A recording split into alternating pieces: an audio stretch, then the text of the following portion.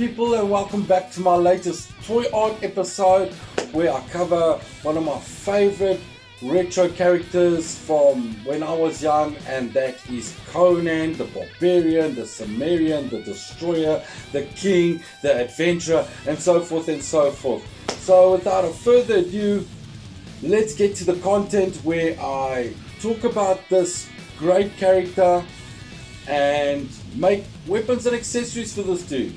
It takes so long to get to this stage where I work with my toys, and everything is unpredictable. Sometimes it comes out exactly like I want it to, sometimes it changes just because I've got that artistic type of urge that drives everything in a different direction. But nonetheless, I've pulled out all that I have about this topic. I've got stuff that I need for the show, like my plastic that I need, my 1.75 PLA. Let's get that out of the way.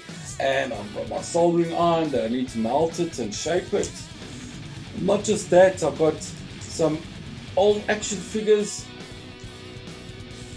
which I'll talk about later in the episode. Get those out the way. And I've got one comic of Conan that I got for free long ago at Comic Warehouse when I started all this stuff with my Toy Dungeon episodes. And then last but not least, I've got more content like Conan the Barbarian, my favorite video. I've got the definitive edition, really love this character. Then I've got second video, but unfortunately lost the cover in time. Then I have Conan the remake with Jason Momoa, love it, it's awesome. And I've got Conan PS3 game. I used to have a PS2 game, but it's lost in time. But nonetheless, I think I have enough content to make this video. So sit back, relax, and I hope you enjoy this episode because it's my time to shine. So here we have my first figure. This is the Conan 1992 Hasbro from the Conan the Adventure series, the cartoon. Been able to get this figure from my buddy called Warren from the Attic there in Joburg. Big up Warren, thanks for the figure, I really appreciate it, really love these things. And all he's missing is his hook over there and one of his swords. So that's all I need to do or make to complete this figure. So let's check the next one out. So my next figure is a 1994 Wave 1 McFarlane Conan figure. It's more of a statue slash figure. Only certain parts of the body of his head moves, part of his arms move, and his wrists, his waist, but his legs are static and they do not move. Nonetheless, there's a couple of things that are missing on this character. As for instance, his horns that I've put there on the paper that I need to make. I need to make a sword that is exactly like the movie. He's also missing his sheath over there. There's a little hook on the side here. If you look carefully, I don't know if you can see that over there. There's a hook under his arm where the sheath hooks onto. And that's all I need to make for this guy. So let's stop talking and get to action and make these weapons for these dudes.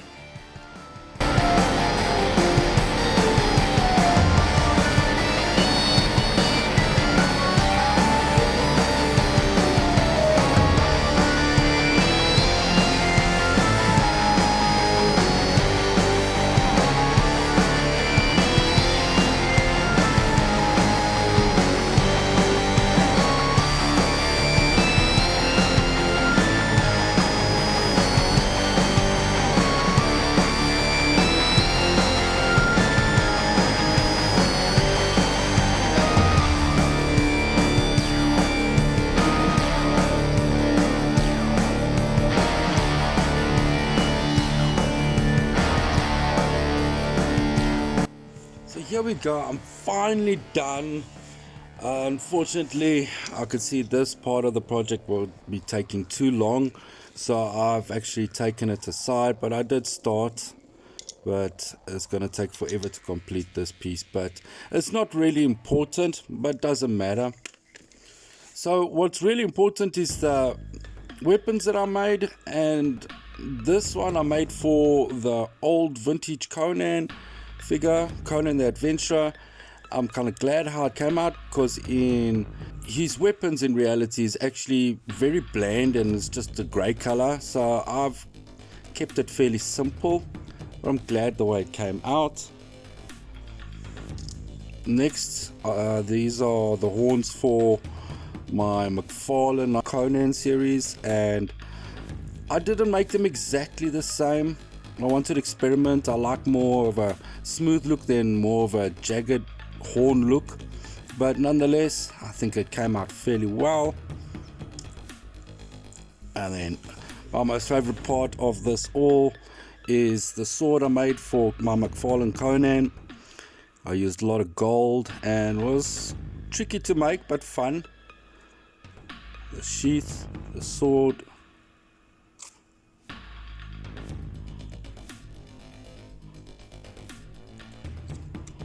which was really cool. So let's armor up all these different Conans and see what it looks like. So as you can see here, I've got the weapons on display that I made for him. Very simply made, and I'm very happy at how it came out with melting the plastic in proportion. I just used normal sandpaper to make it smooth. I used normal acrylic paint, and then I just gave it a coating of clear lacquer. But before I carry on to the toy's history, let me first talk about Conan, where it came from, because I did a little bit of research and I found out that Conan is a very old character. It first came out in 1930s and was created by a guy called Robert E. Howard, who was a novel writer. And Conan since then till now has been coming up here and there, and it's quite big in the toy world. So I remember the first time I ever got to see Conan was most probably in the comic books long ago. This figure came out in 1992, which was based off the cartoon Conan the Adventurer, which had about 65 episodes. In this toy line, there are many different types of Conans. I got more of the Roman or Spartan type of one. In about 2008, there came out a series where they used a European actor called Rolf Muller. He's a huge bodybuilder, just like Arnold Schwarzenegger was, who played the role in Conan the Barbarian. But not just that, there are many different vintage Conan toy figures, such as the Remco and many others, but I've never seen them in my life. So let's check out the other Conan figure. So here's the incomplete McFarlane Conan Series 1 that I got, that had only the axe, and I had to make the extra bits for it, and I think it came out very well and was seriously impressed about everything. I made the sword, the horns, and the sheath. If I just turn it around there, it looks fairly cool. I did make some changes to everything, such as the sword. If you look at it, I made it fairly simple. I'm really a big fan of toy art and cartoon art, so I didn't really go into too much detail, but I'm very happy how the sheath came out and the sword fits inside there. The horns, I didn't go straight into like the original McFarlane, because he used almost like ram horns. I wanted something more simpler and smooth, and I think the way I did it really came out well. Very cool, love it.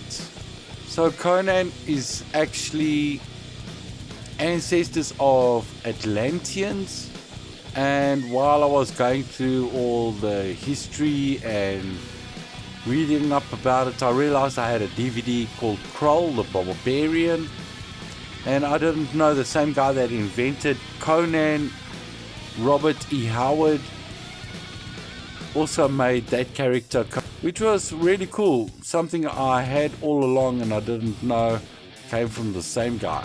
So there we go, Conan, my McFarlane, and my attempt to complete him. I'm very happy how everything turned out, and hope to see you next time.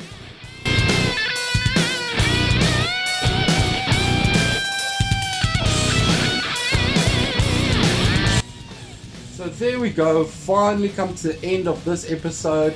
It took forever to make, and I did bite off more than I could chew with that pendant that I want to make of Conan, but you never know, I might finish it in future.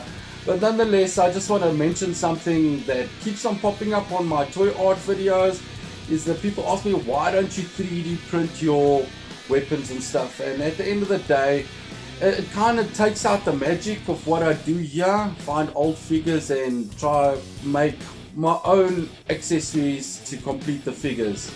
But at the same time, while I'm busy with this little project of mine, my good buddy Thomas, also known as the Toy Guru, he had himself a very rare Thundercats Ultra N figure called the Astral Mode made, and he's busy sanding it and painting it right now. I'm going to give you guys pics just to check what it looks like.